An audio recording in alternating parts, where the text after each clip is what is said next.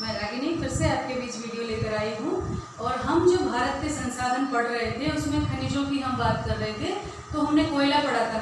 कोयला के प्रकार में हमने पढ़े थे कि वो कितने प्रकार का होता है ना, सबसे अच्छा कोयला कौन सा होता है, ये सब कुछ पढ़ा। उसमें एक हल्की सी त्रुटि थी, जो लिग्नाइट लिखा था मैंने, क्योंकि उसमें टाइपिंग में थोड़ा सा गलत था। तो वो लिग्नाइट कोयला होता है ना, आप उसको लिग्नाइट कर लें। आगे चलते हैं। आज हम पढ़ेंगे खनिज तेल के बारे में। तो खनिज तेल क्या होता है कि पृथ्वी के गर्भ से निकाला जाने वाला तेल जो है वो खनिज तेल कहलाता है ना। और ये कहाँ से निकलता है? ये अवसादी सेलों में पाया जाता है। ठीक है। अब खनिज तेल में और क्या क्या होता है? तो खनिज तेल में 90 से 98 यानी 90 से 98% तक जो है हाइड्रोकार्बन होता है, और शेष क्या क्या होता है? ऑक्सीजन होता है, गंधक, नाइट्रोजन और जैविक धातुएं पाई जाती है ना। ये सब कुछ जो है खनिज तेलों में होता है। तो 90 से 98% हाइड्रोकार्बन रहता है। अब हम चलते हैं कि जो खनिज तेल है उसका महत्व क्या है, उसका उपयोग क्यों बढ़ता जा रहा है। तो उसके कुछ कारण हैं। इसकी ढुलाई आसान होती है, यानी इसको एक जगह से दूसरी जगह ले जाने में आसानी होती है, कंपैरिजन कोयला। उसके अलावा इसका प्रत्येक अंश जो है उपयोगी, कुछ भी वेस्टेज नहीं होता, इसका प्रत्येक अंश जो है वो उपयोगी होता है। उसके अलावा इसकी यंत्र संचालन शक्ति भी, जो फैक्ट्रियों में इसको यूज करते हैं, कारखानों में करते हैं, किसी भी यंत्र को इसमें इसको डाल के चलाते हैं, तो उसकी संचालन शक्ति जो है कोयले की अपेक्षा अधिक होती है। ठीक है। उसके अलावा इसके प्रयोग में श्रम कम लगता है, जो लेबर है वो कम लगता है इसके उपयोग में कंपैरिजन कोयले के। तो अब वर्तमान में खनिज तेल का बहुत ज़्यादा उपयोग जो है वो बढ़ गया। ठीक है। काय में होता है इसका उपयोग? इसका उपयोग मशीनरी के लिए होता है ना, और आपके क्या कहते हैं कृषि यंत्रों के लिए होता है ना। इसका शुद्धिकरण करके खनिज तेल का शुद्धिकरण द्वारा क्या बनाया जाता है? खनिज तेल को शुद्धिकरण करके जो है हम बनाते हैं पेट्रोल, डीजल, मिट्टी का तेल और गैस। अब देखो, खनिज तेल का शुद्धिकरण यानी इसकी प्योरिटी करके, शुद्धिकरण करके क्या क्या बनाया जाता है? पेट्रोल और डीजल, मिट्टी का तेल है ना, तेल। उसके अलावा और क्या बनाया जाता है? और बनाया जाता है गैस और कोल का, गैस, उसके अलावा कोल का, यानी इतनी सारी चीजें जो बनाई जाती हैं। तो फिर इन चीजों का जहां जहां उपयोग होता है वहां वहां खनिज तेल की आवश्यकता है। ठीक है। अब आइए हम जानते हैं कि भारत का जो उत्पादक क्षेत्र है वो कौन सा है। तो खनिज तेल की खोज सबसे पहले भारत में 1890 में हुई थी। 1890 में सर्वप्रथम खोज हुई भारत में ना, खोज। ठीक है।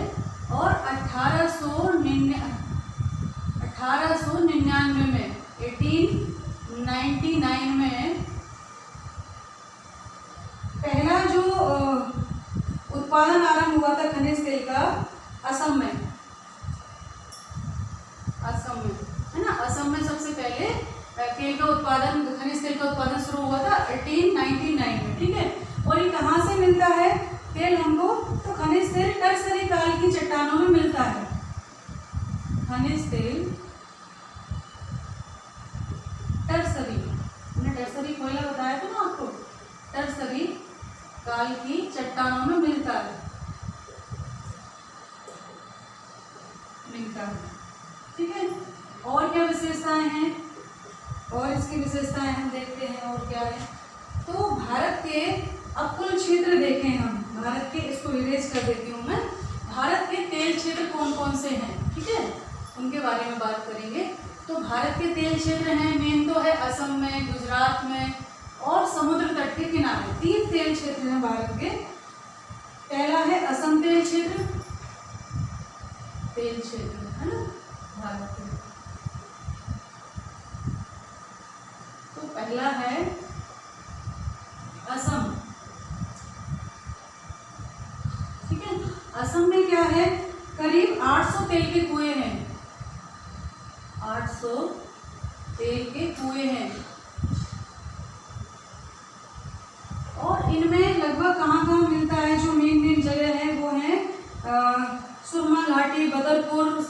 लखीमपुर, पथरिया, है ना, ये सब नहरकटिया बहुत बड़ा क्षेत्र है इसका, है ना।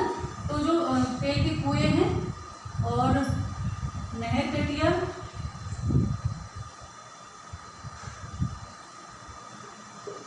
है ना, और डिगबोई, है ना, नहरकटिया है, डिगबोई है, और उसके अलावा और भी बहुत सारे तेल क्षेत्र हैं वो यहाँ पर हैं। कौन सी नदी के किनारे हैं? नहरकटिया जो है दियान नदी के किनारे है, ठीक है। और यहाँ से लगभग 50 लाख टन तेल मिलता है, 50 लाख टन, है ना, प्रति वर्ष 50 लाख टन जो है असम से हमको तेल प्राप्त होता है। उसके अलावा दूसरा जो तेल क्षेत्र है वो है गुजरात तेल क्षेत्र, गुजरात, ठीक है। अब गुजरात में कौन कौन सी जगह है? ये गुजरात की पेटी सूरत से राजकोट तक फैली है, सूरत से राजकोट तक पूरी पेटी है ये तेल की, है ना, पेटी फैली है। और प्रमुख जो स्थान है उनकी मैं बात करूंगी तो है सूरत, खेड़ा, महसाना, सूरत, खेड़ा, महसाना, है ना, ये तेल क्षेत्र है। खासकर यहाँ का जो मेन है वो है अंकलेश्वर, अंकलेश्वर, है ना। ये जो अंकलेश्वर है ये गुजरात में सर्वाधिक तेल उत्पादन करता है, सर्वाधिक तेल उत्पादन। और ये कहाँ पर है? ये है खंबात की खाड़ी के निकट है, यानी खंबात की खाड़ी, ये तो गुजरात में अंकलेश्वर तो ये हो गया सबसे ज्यादा तेल। उसके अलावा खंबात की खाड़ी के निकट भी एक लोनी स्थान है, उसको जो है वो भी तेल क्षेत्र है। और गुजरात से करीब 50 लाख टन, यहाँ से भी 50 लाख टन तेल उत्पादन होता है ना, गुजरात से होता है। तो 50 लाख टन असम से हो गया, 50 लाख टन जो है हमारा गुजरात से हो गया। अब तीसरा जो तेल क्षेत्र है वो है समुद्र मध्य अपतटीय क्षेत्र, यानी समुद्र के अंदर का जो क्षेत्र है वो तीसरा क्षेत्र तेल का वही है, ठीक है। समुद्र मग्न अपतटीय तेल क्षेत्र तीसरा क्षेत्र है, समुद्र मग्न अपतटीय तेल क्षेत्र। तो यहाँ से बहुत बड़ी संख्या में जो है तेल का उत्पादन होता है भारत में, ठीक है। और मुंबई नगर से 176 किलोमीटर दूर, मुंबई से 176 किलोमीटर दूर बॉम्बे हाई है, बॉम्बे हाई तेल क्षेत्र है ना, बॉम्बे हाई तेल क्षेत्र है। और अरब सागर में स्थित मुंबई जो है भारत का सबसे प्रमुख तेल क्षेत्र है, अरब सागर में है ये, अरब सागर में यह क्षेत्र भारत का सर्वाधिक तेल उत्पादक क्षेत्र, भारत का सर्वाधिक तेल उत्पादक क्षेत्र, ठीक है। यहाँ से कितना मिलता है? यहाँ से मिलता है हमको 200 प्रति वर्ष जो है 200 लाख टन, 200 लाख टन तेल मिलता है ना, प्रति वर्ष। तो सबसे ज्यादा यहीं से मिलता है, बॉम्बे हाई से, और ये अरब सागर में है, ठीक है। इसके अलावा खंबात की बेसिन, कावेरी बेसिन और भी प्रमुख क्षेत्र हैं। पहले भारत में स्वतंत्रता से पहले तेल शोधन, इसका शुद्धिकरण किया जाता है, तो तेल शोधन जो है वो थी, क्या कहते हैं उनको, तेल शोधन कार्यशालाएं थी। तो भारत में भंडार कहाँ होता है और तेल का उत्पादन आवश्यकता से बहुत कम है ना, बहुत कम है, और जितनी आवश्यकता है भारत में उसका बहुत कम है, ठीक है। तो भारत में भंडारण की हम बात करें तो सिर्फ 30% तेल ही उत्पादन होता है कहाँ से? घरेलू क्षेत्र से, यानी हमारे भारत से, घरेलू क्षेत्र से। बाकी 70% कहाँ से होता है? आयात किया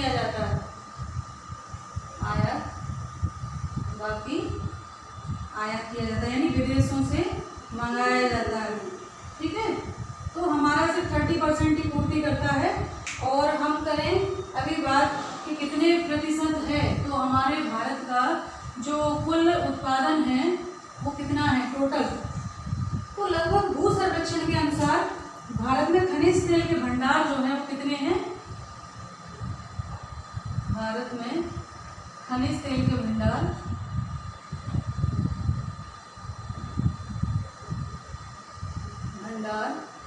कितना है 620 करोड़ टन। 620 करोड़ टन भंडार है ना भारत में। भू सर्वेक्षण कहता है कि करीब 620 करोड़ टन जो खनिज तेल है वो भंडारण है अभी भारत के पास। आगे हम देखते हैं तेल शोधक शालाएं।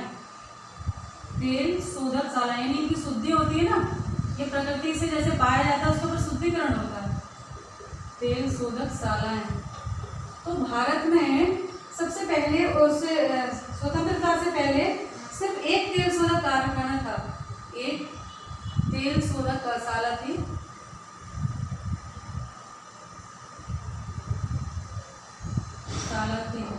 कौन सी थी वो? असम में थी, क्योंकि असम में सबसे पहले हुआ था ना, तो असम में थी। कौन सी थी वो? वो थी डिगबोई है ना। भारत में स्वतंत्रता प्राप्ति से पहले, चूंकि सबसे पहले असम में ही 1899 में पहली वो खुली थी, उसमें तेल से संबंधित तो वहीं खोज की गई थी, तो इसलिए सबसे पहले असम के डिगबोई में तेल शोधन कारखाना पहला खुला था। वर्तमान में भारत में 19 तेल शोधन कारखाना वो है 19 तेल शोधन यानी फिल्टर होता है यहाँ पे ना, तेल शोधन शालाएं हैं और वो बहुत सारी हैं, जैसे कि चेन्नई, पानीपत, नरीमन, बीना, डिगबोई, बरौनी है ना, बहुत सारी जगह, विशाखापट्टनम, इन सब जगहों पर तेल शोधन कारखाना है जिसमें फिल्टर होता है तेल। और जैसा कि मैंने कहा पेट्रोल, डीजल, मिट्टी का तेल, गैस, तारकोल के रूप में जो है हमको प्राप्त होता है। तो ये हम तेल के बारे में हमने पढ़ा। कल हम प्राकृतिक गैसों के बारे में पढ़ेंगे और आगे भी पढ़ेंगे विद्युत शक्ति के बारे में। ये वीडियो मैं यहीं समाप्त करती हूँ। बहुत छोटे छोटे टुकड़ों में इसलिए बनाती हूँ जिससे एक ही टॉपिक को बहुत विस्तृत रूप से आपके सामने छोटी से छोटी चीज़ों को जो है आपके समक्ष प्रस्तुत कर सकूँ। क्योंकि एक पॉइंट लेके पूरी वीडियो बनाते हैं तो ज़्यादा आपको समझ में, अगर मैं पूरी 40 मिनट की बना दूँ और पूरा एक चैप्टर या दो वीडियो में एक चैप्टर कंप्लीट करूँ तो वो न्यायपूर्ण नहीं है, क्योंकि आपकी अभी कक्षाएं नहीं लग रही हैं, तो इसलिए उनको विस्तृत तरीके से जैसे क्लासों में पढ़ाया जाता था वैसे ही पढ़ाने की मैं कोशिश करती हूँ। ध्यान रखिए, पढ़ाई करते रहिए, मैं आपके साथ हूँ। नमस्ते सभी को।